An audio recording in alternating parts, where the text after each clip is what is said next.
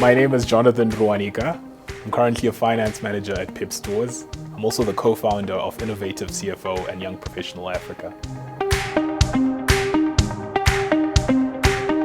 A decade of amazing people doing amazing things. I know it's an amazing feeling. I think especially given the fact that a couple of years back, due to things that happened, I think our designation took a bit of a hit. Coming back on top is a really good feeling. Just to know that our qualification not only adds value, but is also viewed like that in the market. So it's amazing.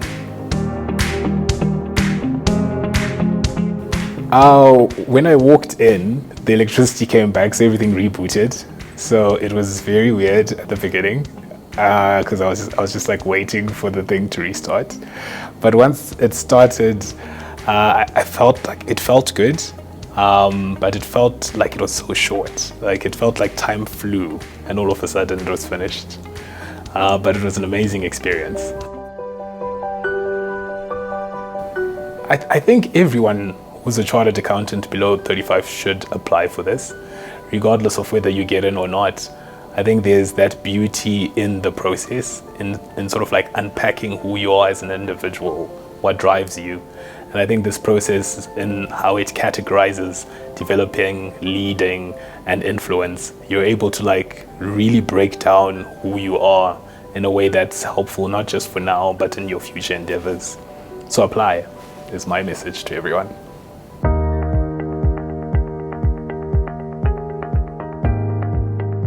I would say a rocket. You know that rocket emoji? Yeah.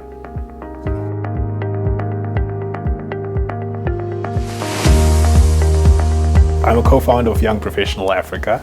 And at Young Professional Africa, we have a strong belief in networks being an avenue for learning, not just e-intro to get an interview.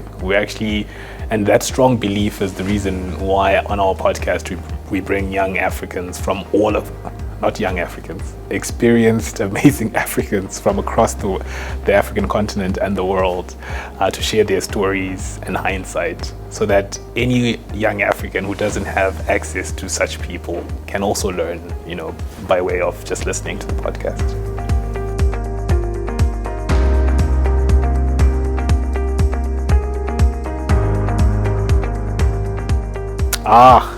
I face a few ethical dilemmas. So as a finance business partner for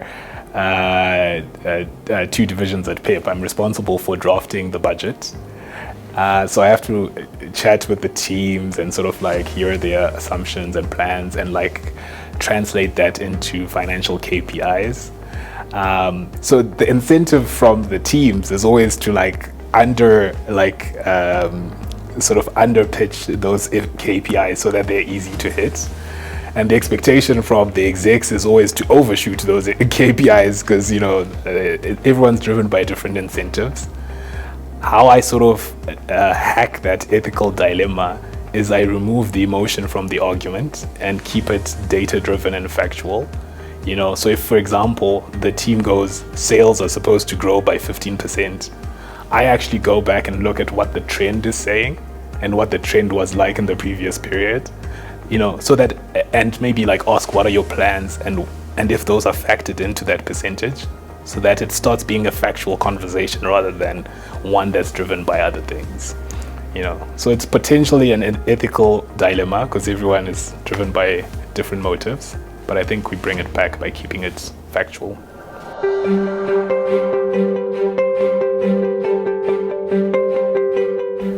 My guilty pleasure. I feel like that was a lot easier to answer before I had kids.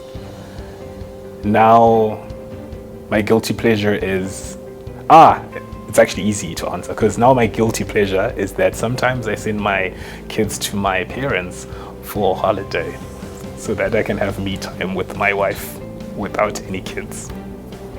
That's my guilty pleasure now.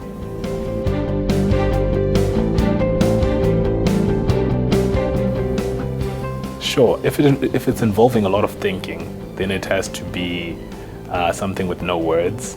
So like a random cello playlist on YouTube helps. But if it's like a lot of like mind-numbing things, Afro beats usually gets me through. So my message to Saika is that I believe Saika is privy to some of the top talent in South Africa. So they have a great responsibility on training that talent into being future business leaders and to be effective in any space that they are in. So my message is take care of the talent. I'm a difference maker because I utilize my skills to make an impact via Young Professional Africa, via my 9 to 5, via the young people I mentor. I think I'm a difference maker because I just don't sit on the qualification. I use it to add value.